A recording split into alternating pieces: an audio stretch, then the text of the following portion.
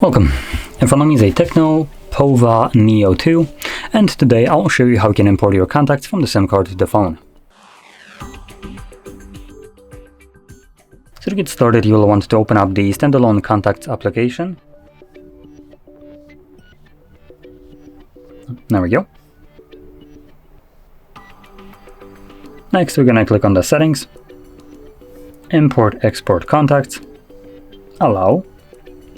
And then import contacts, we're going to select from your SIM card. So for me, that's number 2, Virgin Mobile.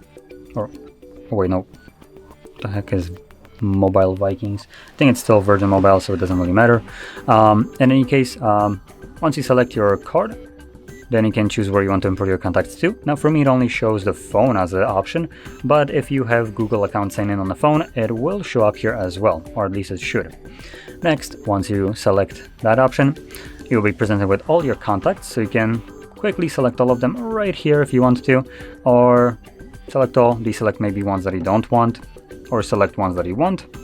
And once you have done so, click on the Done button, and this will import all selected contacts. And when you go back to your contacts list, you should be able to see them now in here. Now I do want to point out that the device in here looks like it actually replaces the contacts that are being displayed from a SIM card with ones that have been imported.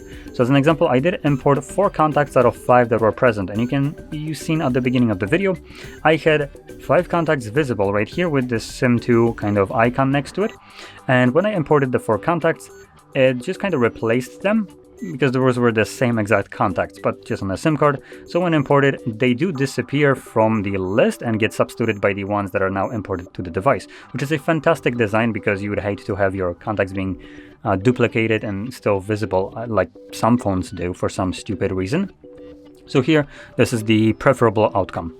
Now, anyway, with that being said, hopefully you found this video helpful, and if you did, don't forget to hit like, subscribe, and thanks for watching.